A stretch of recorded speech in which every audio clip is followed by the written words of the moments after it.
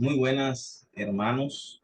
Espero que estén todos bien. Los que esta semana se han podido conectar a través de la plataforma Zoom. Como saben, las dos últimas semanas nos hemos estado viendo por Zoom porque estamos de manera virtual por la situación de salud de algunos hermanos, incluyéndome a mí. Ya, saludos para todos los que están conectados después de las oraciones e intercesión que ustedes ya han dado y acciones de gracias a algunos. Entonces comenzamos nuestra célula de esta semana. La semana pasada estuvimos viendo y terminamos ese tema que nuestro pastor nos había predicado acerca de la parábola del hijo pródigo. Y habíamos terminado con la parte del perdón, aunque no lo tocamos a profundidad.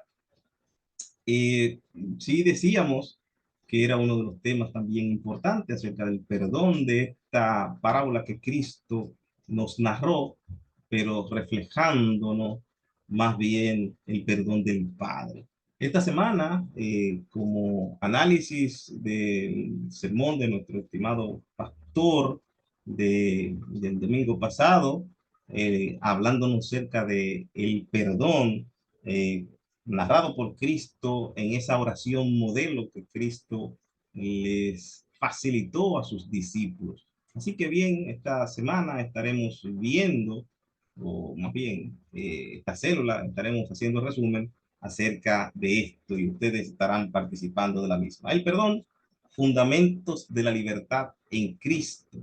Mateo 6, del 12 en adelante, y como siempre le digo, siempre nos apoyamos en estudios de otros hermanos que siervos de Dios, que Dios guía y ilumina en su palabra y estudian de manera más profunda en los temas y nosotros de alguna manera nos auxiliamos, por supuesto, de la palabra de Dios y también no falta lo que vimos o lo que nuestro pastor nos presentó en el sermón pasado.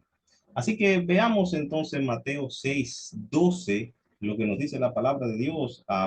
Y vamos a ver desde el versículo 9 para que podamos entenderlo. Dice la palabra del Señor, el Señor hablando a sus discípulos, versículo 9, vosotros pues oraréis así: Padre, Padre nuestro que estás en los cielos, santificado sea tu nombre. Venga tu reino, hágase tu voluntad, como en el cielo, así también en la tierra. El pan nuestro de cada día, danos hoy y perdonando nuestras deudas como también nosotros perdonamos a nuestros deudores. Lo primero que vemos aquí es que Cristo, o más bien el pasaje o la narrativa nos enseña que la oración es adoración. Y esta oración es dada a creyentes. Eso es importante que lo sepamos.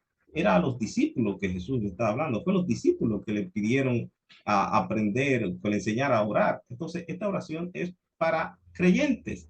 Así que una persona que no sea creyente no le puede decir papá, primero Padre nuestro, no lo puede hacer porque no es su padre hasta que no sea lavado por la sangre de Cristo. Eso es importante que lo veamos. Y una de las cosas que empezamos a ver específicamente, claro, la parte del verso 11, como bien ustedes han dicho algunos, el pan nuestro de cada día. ¿Qué es lo que significa eso? Bueno, que el Señor primero nos sana las necesidades físicas, el pan nuestro de cada día y también las espirituales, como estaremos viendo. Veamos entonces, detengámonos en el verso 12, que dice, y perdónanos nuestras deudas.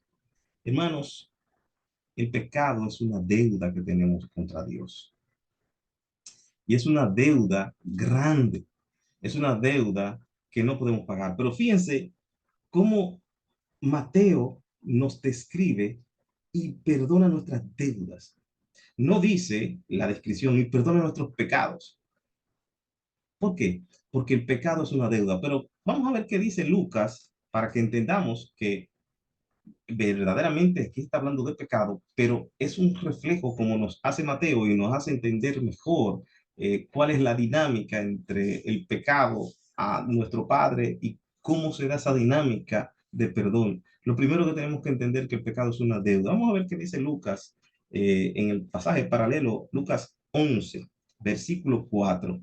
Y perdónanos nuestros pecados porque también nosotros perdonamos a los que nos, a los que nos deben. Fíjense cómo Mateo habla de una deuda y Lucas de un pecado. Es bien, pero lo interpretamos de esa manera. El pecado que contraemos contra Dios es una deuda. Entonces, nosotros de alguna manera le debemos a Dios. ¿Por qué? Bueno, ¿cuál es el primer y gran mandamiento? Por supuesto, como ustedes los dicen, el primer y gran mandamiento nos habla de que debemos amar con todo nuestro corazón, con toda nuestra mente, con toda nuestra alma, con todas las fibras de nuestro cuerpo. La pregunta sería, ¿amamos nosotros a Dios de esa manera? Definitivamente no. Por lo tanto, por eso es que nosotros le debemos a Dios. Y lo segundo que nosotros podemos ver es que no hay forma, no hay probabilidad alguna de que nosotros podamos pagar esa deuda. Nosotros no podemos, pero sí hay una solución a ese aparente dilema. La solución es Cristo. Ya Cristo pagó la deuda. Dice, nuestra deuda está no pagada, no, saldada. No debemos nada aquí. Ahora bien, si ya nosotros sabemos que Cristo murió en la cruz por nuestros pecados presentes, pasados y futuros, a lo que le hemos aceptado como Señor y Salvador, si ya sabemos eso, si ya la deuda fue saldada, porque no había probabilidad alguna de que nosotros podamos saldar esa deuda. Imagínese tú una persona que debe muchísimos millones y millones y millones, no de dólares, no de euros a un banco. Y el banco te dice, tu deuda está saldada. Eso es lo que hizo el Señor por nosotros. No podíamos pagarla. Ahora bien, la pregunta es, si ya esa deuda está saldada, ¿por qué está hablando Jesús de en esta oración modelo que debemos pedir perdón por nuestros pecados, como dice Lucas, y perdonando nuestros pecados? ¿Por qué? Si ya eso había sido saldado en la cruz del Calvario por Cristo. Bueno, evidentemente, y como bien han referido ustedes en sus participaciones, aquí no representa Dios un juez. No, aquí lo que representa es un padre. Padre nuestro que estás en los cielos. Recuerden, es a ti, a sus hijos que le está hablando, a sus discípulos. Por lo tanto, a creyentes ya salvados por la sangre de Cristo. Aquí del perdón que se está hablando no del perdón de un juez, es del perdón de un padre, es un perdón filial. Y eso es importante que lo sepamos a la hora de nosotros ir delante del Señor. Es simplemente como restauración. Es, por ejemplo, cuando nuestros hijos hacen algo mal, algo malo, nosotros los reprendemos y los castigamos, pero siguen siendo nuestros hijos y ellos nos piden perdón y nosotros les perdonamos y se restaura la relación y ellos crecen en cada situación de esa. Así mismo crecemos nosotros. Este tipo de perdón es un perdón relacional con nuestro Padre Celestial. Entonces, otra de las cosas que vemos en este pasaje es que Dios está inclinado a perdonar nuestras deudas. El Salmo 86:5 dice, porque tú, Señor, eres bueno y perdonador y grande en misericordia. Miqueas dice que Dios como tú, que perdona toda maldad e iniquidad y echa en el fondo del mar nuestros pecados, se deleita en misericordia. ¿Lo ven ahí? Dios está inclinado siempre a perdonar. Es una relación de padre e hijo. Nosotros siempre estamos inclinados a perdonar a nuestros hijos, por supuesto. En algunas ocasiones tenemos que amonestarlos cuando hacen algo que no es agradable. Entonces, en ese sentido, este tipo de perdón es relacional.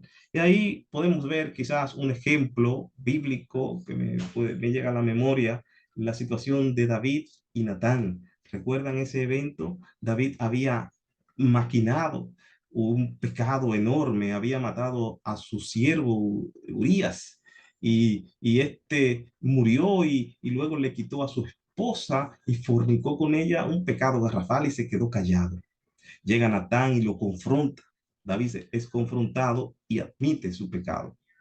Y ahí mismo admite que pecó. Y nosotros no estamos llamados a inferir, pero hay momentos que tenemos que meternos en el momento histórico que está sucediendo eso para entenderlo.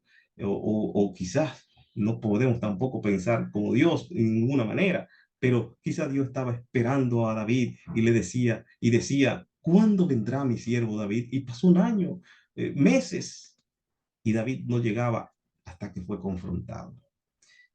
Y David admitió. Y David no solamente lo admitió, sino que luego se arrepintió. Cuando nosotros vamos al Salmo 51, que es un salmo, llamémosle como de arrepentimiento y de clamor de David hacia Dios. David se conmueve. Vamos a ver ese salmo, Salmo 51. Es importante verlo para poder entender la piel en que estaba David en ese momento. Salmo 51. En ese momento, posiblemente, para entender también el momento que estaba David, el Natán le dijo, mira, tu pecado no te va a afectar a ti directamente. Tu pecado va a afectar a tu hijo. Tu hijo morirá. Y eso impactó. Luego su hijo enfermó y la palabra de Dios dice que David ayunó, hizo silicio, oró y finalmente su hijo murió.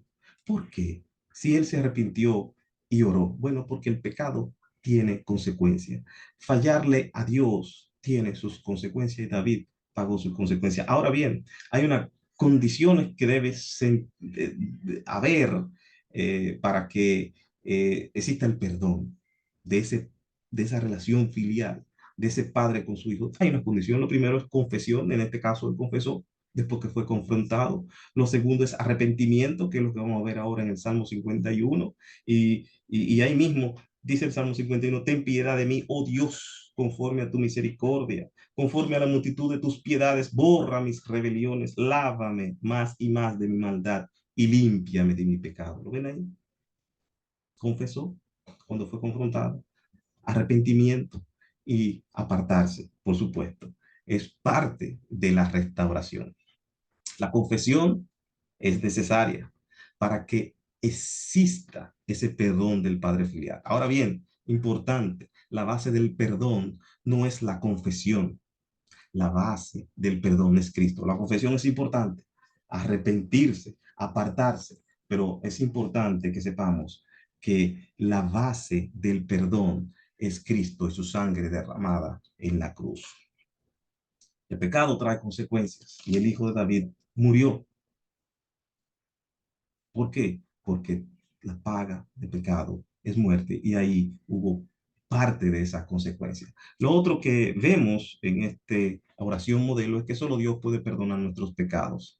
Padre nuestro que estás en los cielos. Solo Dios. Nosotros no tenemos que orarle a más nadie. Hay algunos grupos que le oran a hombres. No.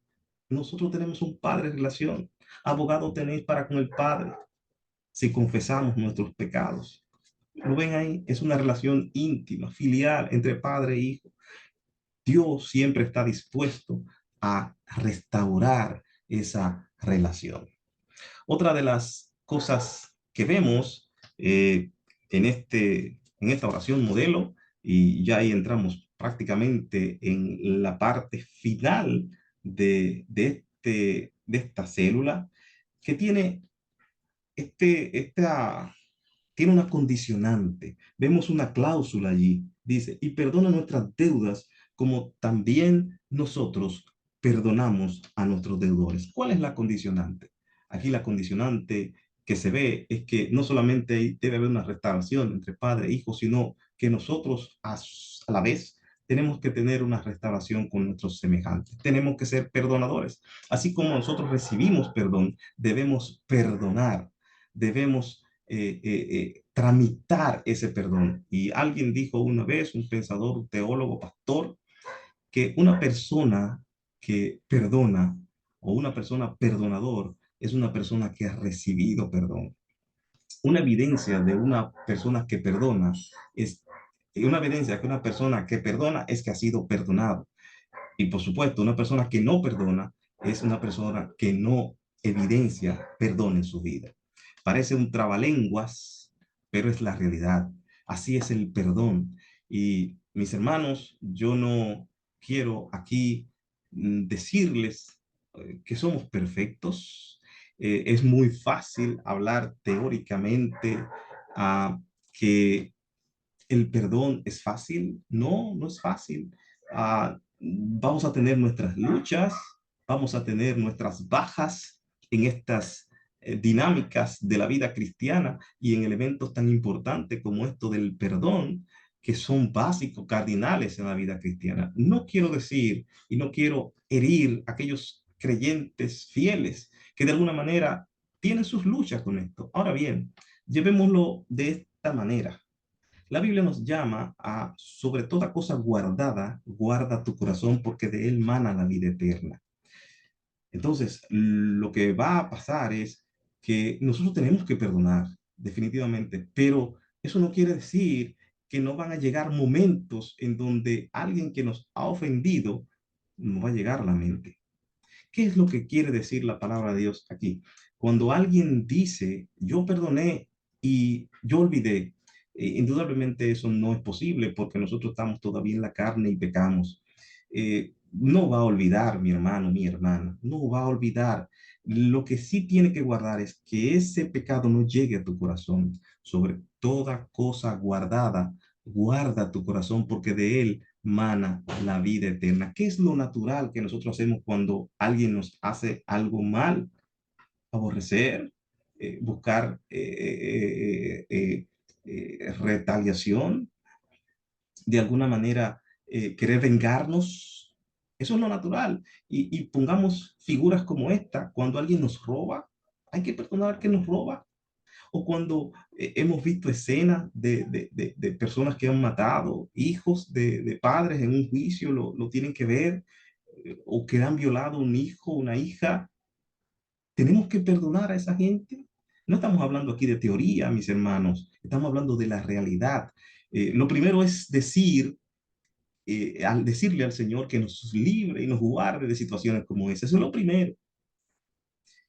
Pero estamos llamados a perdonar. No quiere decir que vamos a olvidar. No, van a llegar esos pensamientos de alguien que nos hizo mal en el trabajo, alguien que actuó en contra nuestra, que dijo mentiras para ganarse el puesto y nos hizo quedar en oprobio.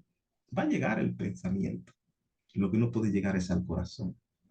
El perdón es algo que debemos trabajarlo en nuestro corazón. Cuando llega ese pensamiento de rebeldía, de que tenemos de alguna manera no olvidar, tenemos que decirle no a mi corazón y guardarlo. De eso es que se trata aquí. Termino con dos cosas finales, mis hermanos. Lo primero es un pasaje donde nos habla de Pedro. Pedro en algún momento le pregunta al Señor, sí, el Pedro que todos conocemos. Y esto es más o menos para ilustrar el tema del perdón, que Jesús lo habla muchísimo en la palabra de Dios. Pedro se acerca al Señor y le dice, Señor, ¿hasta cuántas veces tenemos que perdonar? ¿Hasta 7? Bueno, para entender esta pregunta, tenemos que irnos al contexto cultural, histórico del pueblo hebreo. El pueblo hebreo tenía permitido pecar hasta 4 veces. Perdón, alguien que pudiera faltarle o faltarte. Alguien que te faltara 4 veces, ya tú te podías vengar. Es decir, 3 más 1, no sabemos de ninguna manera si era acumulativo o era el mismo oprobio, pero si una persona 4 veces te ofendía, tú podías vengarte.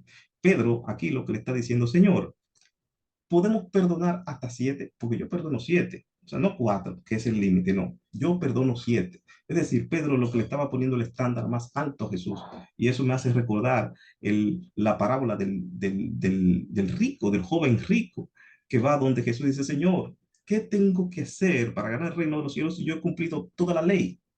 ¿Qué tengo que hacer? O sea, también subiéndole el estándar a Jesús, de alguna manera. Y fíjense la respuesta de Jesús en ambos casos. Al joven rico le dijo, bueno, como tú has cumplido toda la ley, Entonces vende todo lo que tienes y dáselo a los pobres. Jesús le subió más el estándar. Lo mismo le dijo a Pedro. No, Pedro, si tú perdonas 7 y tu estándar está ahí, no, hay que perdonar 70 veces 7, Pedro. Es decir, el perdón es infinito y no importa la cantidad de veces que alguien te falte o te hiera, hay que perdonar. ¿Por qué? Porque yo perdoné primero. Una persona que no perdona es una persona que no ha sido perdonado. Esto es fuerte.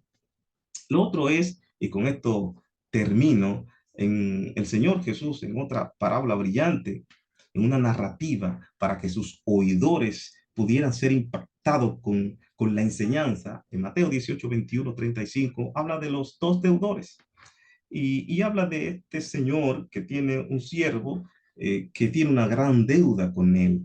Y este siervo va a su señor porque no puede pagarle la deuda. Y el señor le dice, mira, tu deuda está saldada. Extraordinario. No debes nada. Lo mismo que hizo el Señor con nosotros. No debes nada, saldada. No queda nada a crédito. Pero este siervo tenía un consiervo, nos dice esa parábola narrada por Jesús, y ese consiervo fue donde su siervo, su amo, y le dice, perdóname. Y le dice, no.